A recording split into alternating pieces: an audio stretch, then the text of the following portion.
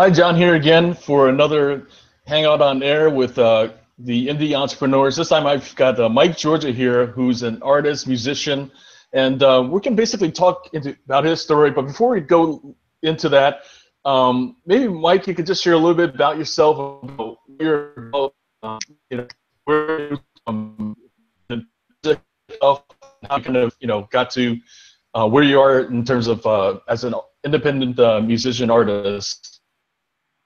Yeah. Well, thanks for having me having me here. Appreciate you asking me to do this. I fell in love with playing music after I first performed, and after doing that, I was just like, wow, there's some other kind of experience to it that you don't get any other way. And from that point on, that kind of became my main focus. And I was like 13 at the time. And since then, I played with original bands mostly, and then when I hit my 20s, I was like, you know what, let me see what I can do to live off of music. So I moved to LA and I went to a school out there called Musicians Institute, and found myself doing cover gigs and teaching, and it's just kind of juggling of different musician related jobs. Then at some point, I actually saw an ad in the Musicians Institute of a company looking for transcribers for this new product. It was like a startup company. They're making a product called Rock Prodigy, and it was like Guitar Hero for real guitar. So I did transcriptions for them for a while, and then they asked if I wanted to go full time. And I love the gig. They're great people. I saw a lot of potential in everything they're doing. So I was like, sure, And all the while, I've always made music on my own, original music, and kind of developed my own kind of production of the music I wanted to hear. And this company it's been 5 years now, and we've gone through a lot of twists and turns. Right now, we're focused on a product called Music Prodigy that's like an assessment program for teachers in public schools. So let me make sure I understand. When you say music transcription and Guitar Hero for real music and stuff, so is the idea then that basically you're mapping out a song, like in other words, you're playing it and they're basically recording that as like the bass line for the music? Is that how I'm understanding it correctly? What it does is it's a scrolling notation like Guitar Hero, synced to the original song. Right. And then the notation is how to play the actual instrument's parts, in this case, guitar. Right. So what I'm saying is your role then is basically playing it as is, like as accurately as possible. Is that correct? Yeah. So I would get audio files and then write out how to play the guitar part. Very cool. So then basically, when people are doing some kind of song themselves, they're trying to match it you're playing and stuff like that then. Exactly. Nice. Yeah, I did a couple originals actually in it, which was kind of fun. And then we also made a teach yourself guitar element to it, which is like years of instructional material. Right. Yeah. And then all the while, I've always made music on my own. Awesome. Yeah, you and I met, of course, through one of the meetup group stuff, and then then somewhere down the road, I finally kind of like opened the CD that you gave me so long ago, something like that, and was like, amazed how it was a perfect fit for the project I was on and stuff. So again, thank you for that. And the thing is, one of the things I talk about a lot with the entrepreneur's journey and stuff like that is just how it matches the hero's journey. And something that you and I talked before the show started. So like one of the things I find is that there's always some kind of call and stuff. And you talked about being interested in music when so young and stuff like that. And I think that's really one of the great things about artists that do that. But like, was there something that like kind of made you decide that was absolutely it? Like kind of, was there some specific moment or something that kind of really grabbed you that was you felt that was what was your calling? Well, it was there was some friends that I was playing music with, and his family, he had a pretty big family actually.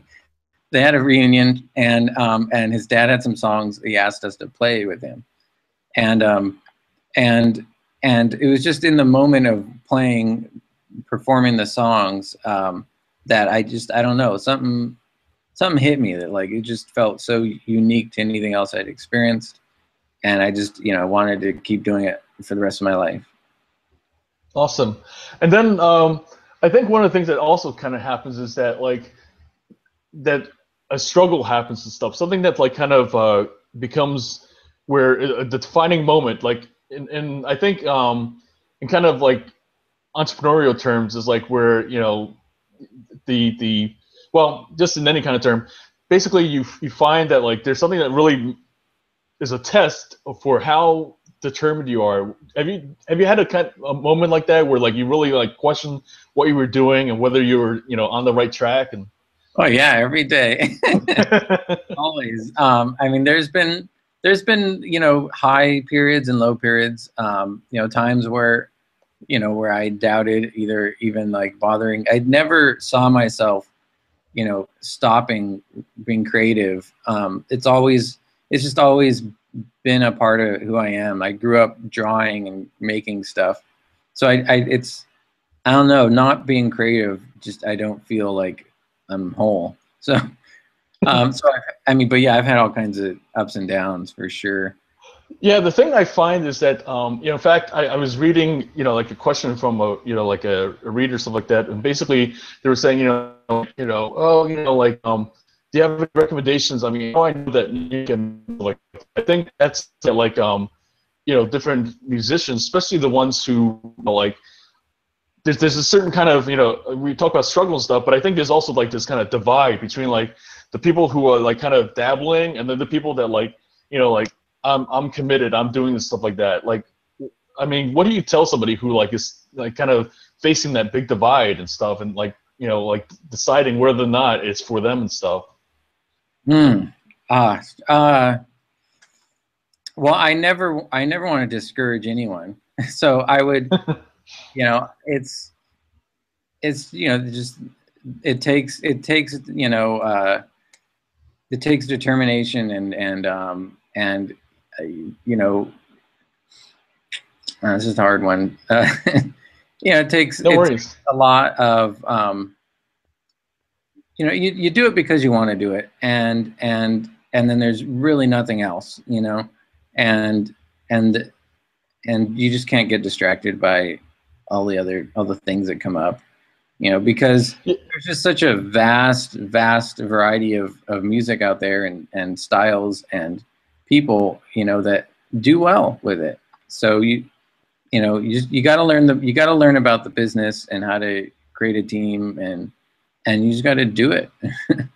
I think that's a really great expression, the idea of distractions, because on the one hand there's distraction of like kind of like struggle and kind of all the challenges and stuff, but success can also be a distraction itself, because certainly I've known of different folks who like get too ahead of themselves, so to speak, that they have all kinds of attention and all that kind of stuff. I mean, we all know about the one-hit wonders in the industry and stuff like that.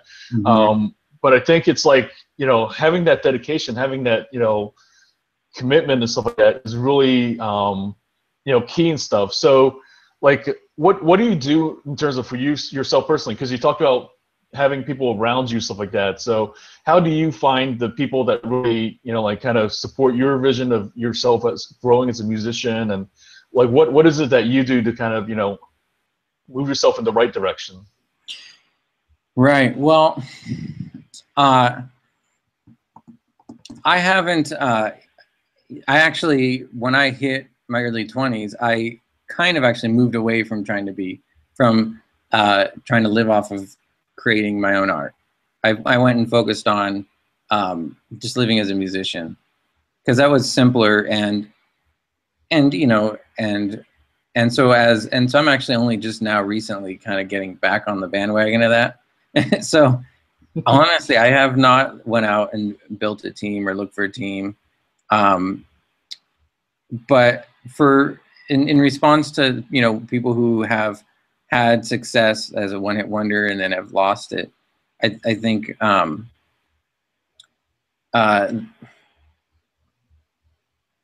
you know, I think for anybody, it's asking yourself, well, what is it that you really want? You know, what is your goal?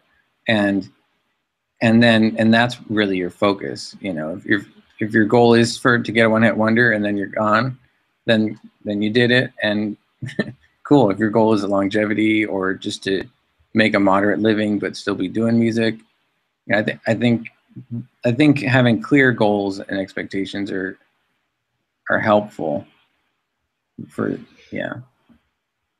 And then would you say that you know, just setting kind of goals that, like, in other words, that are achievable, like kind of things that, like, in other words, you know, like, I think one of the things that people tend to do is like, oh, I want to be like the next Madonna or the next Prince, or, you know, and then it becomes, they set such expectations that's so beyond the things that they can achieve and stuff like that, that then it actually has the opposite effect. Because, you know, it's great to dream, but then when you dream big, but then when you dream so big that then it becomes like, you know, discouraging the first, you know, first setback. Yeah, you know, I think, you know, like, what is that, like, you know, how, like, in other words, you said, you know, like, hey, you know, like, it's not about, for me, like, kind of just creating this kind of, you know, whatever that, you know, for whatever reason, stuff like that, but it's about you as a working artist, as one that you can make a living doing what you love and stuff like that.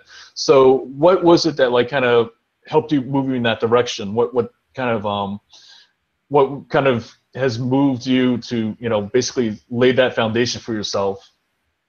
Well, it's exactly what you said. You know, is not letting myself, you know, think in a way that's going to discourage myself. You know, if I think too big, you know, I will get discouraged that, you know, 2 years, you know, oh, here it is 5 years later and I didn't do it, you know. But I at the same point, I do personally, you know, aim to not limit myself and think limited. You know, I do have huge dreams. And you know, I just recognize that it takes, you know, daily actions to get there, and they will happen when they happen. You know? Definitely. So, like, in terms of your own personal successes and stuff, what do you feel is, like, kind of like a really proud moment for yourself? That's something that, like, you really, like, look back on, you know, different times, and, like, really just keeps you going at times and stuff.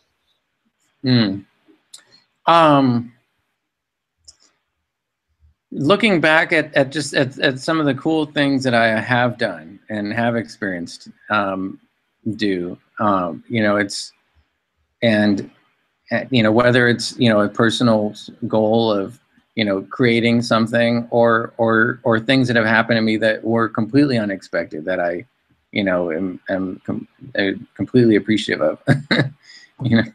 There's, I mean, there's songs that I've accomplished aspects of it where I was like, yes, you know, I always wanted to make something that did this, you know. Or there's opportunities I've gotten, especially with the people I'm working with right now. I feel very lucky to be involved with them, because they've definitely given me a lot of cool opportunities and experiences. Awesome. Would you mind sharing, like, a song that you're proud of currently, that, like, something that you've recently developed, that you know, a song you wrote or played, that you'd like to share with the audience? Oh, sure. Yeah, definitely. Awesome.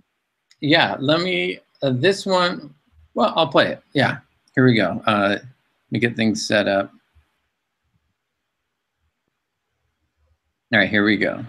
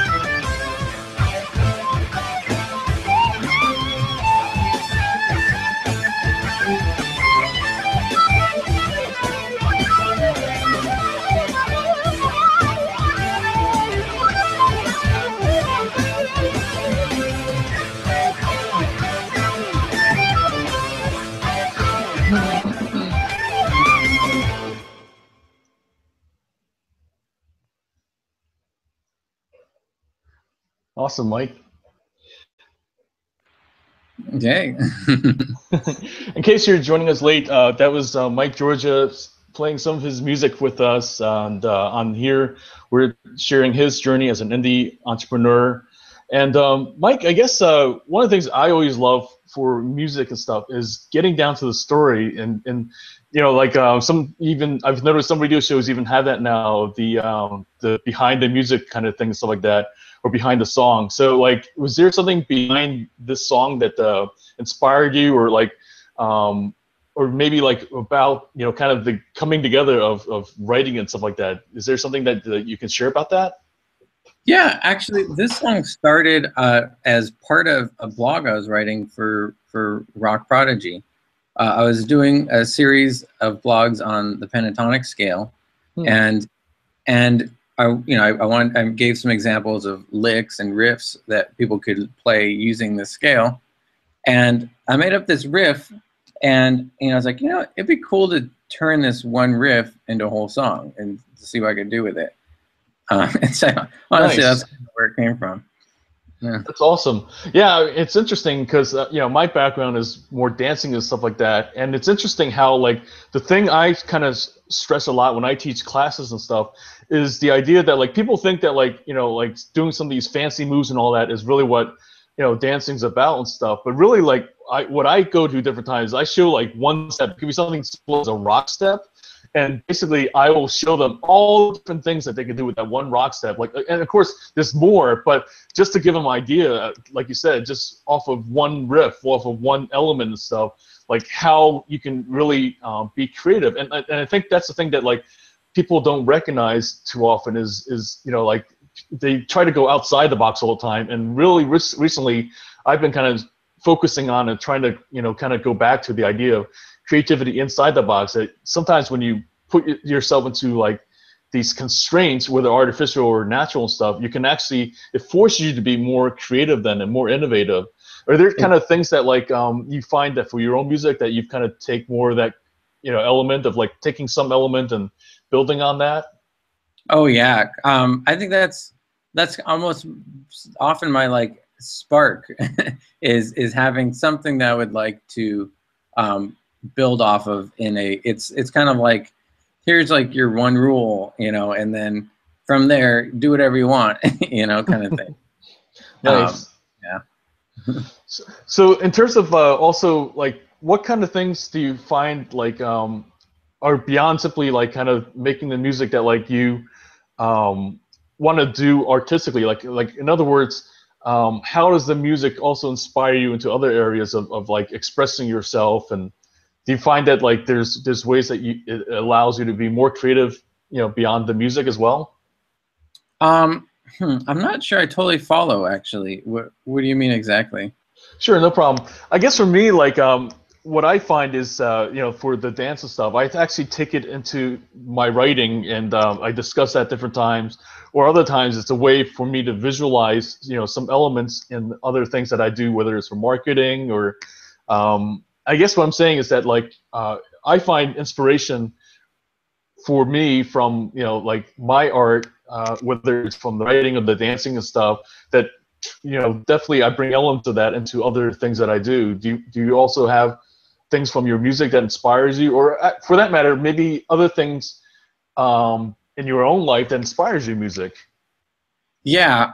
Well, from what you're saying in the beginning, it made me think of how music, since music has been my focus for half my life, over half my life, I've that's kind of been like my training ground, and I feel like all the lessons I've learned in it have been such useful analogies in things that happen in life.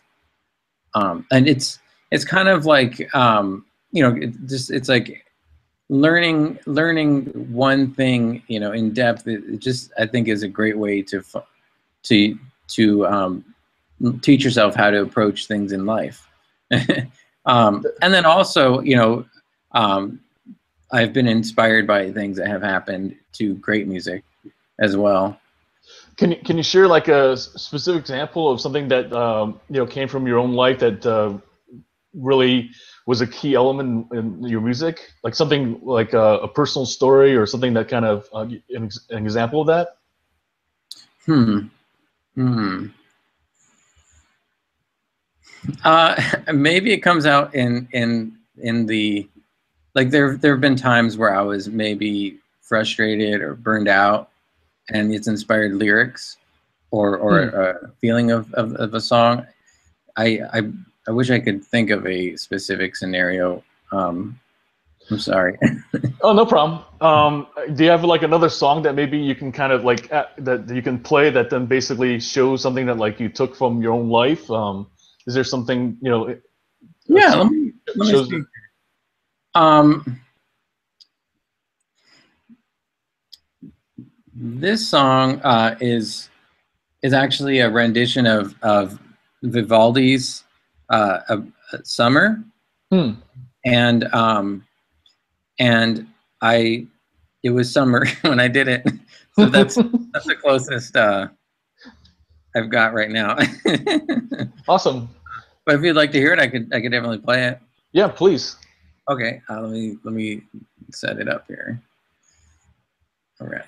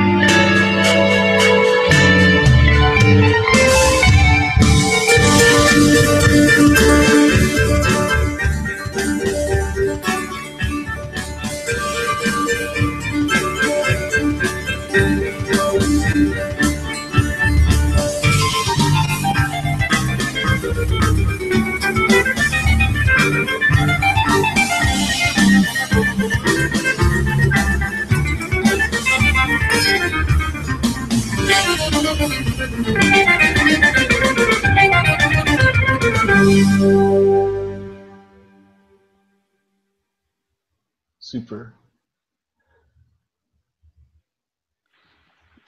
In case you're just joining us, again, I've got the indie musician, artist Mike Georgia, and he was just sharing his music version of Summer.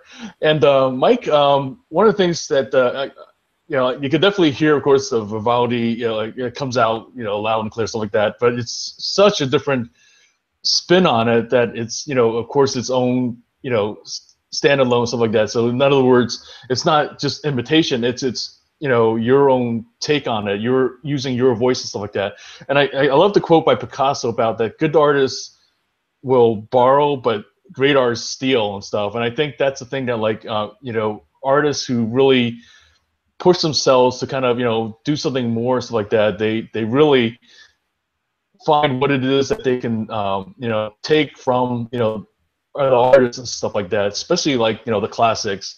And so do you find that that's the thing, though? Like, I know you do covers and stuff, but do you also find that, like, you know, that the greats or the classics stuff are a rich source of material and like kind of, you know, just basic creative material that you can thrive off of yourself?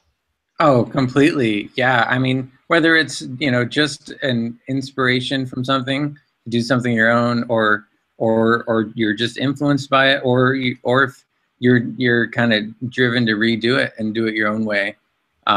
It's, yeah, it's, I mean, because, I mean, it's other people's music that has inspired any artist, musician, artist to play. So, like, what kind of like what has kind of helped? What other musicians or folks who've, you know, like, kind of that you look up to that has really helped to shape your own voice and your own style? Well, you know, at some point I discovered like 70s progressive rock, and it really I really connected with it. It reminded me of, like, when I would listen to classical music and the elements of that I liked, but in a rock band, or it took the elements I liked of pop music, but also expanded on it, you know. So it's early progressive music, and also instrumental artists, especially if a song is guitar driven, because I don't sing. So I've always been inspired by artists who've done that. So for yourself, in terms of your own growth as a creative entrepreneur, as an artist, as an, you know, like, what would you say is like the next level for you? Like, what does that look like in your mind? Well, the next level is is just kind of starting to just present my music out as an artist. I've actually, honestly, I've just kind of kind of put that on the sidelines for quite a while. I've focused more on, you know, living off of being a musician and off of playing with other people in their projects. So the next step is just, you know, completing some pieces and putting them out there and getting a team together, promoting it. I don't know, going on, but I'm not sure exactly what the next level looks like yet. No problem. So, is there anything that you'd like to share with the audience before we sign off and stuff? I think you know, there's definitely, of course, different ways that they can find you. But then, what would be like the best way for them to, you know, find some of your great music? Well, you know, right now the best way to find me is either on, I mean, the quickest way is just simply michaelgeorgia.com. And as I start to, you know, put some releases together, you'll be able to find them there, and also any other media that I'm involved in. A quick way to just listen to some music would be soundcloud.com/MikeGeorgia.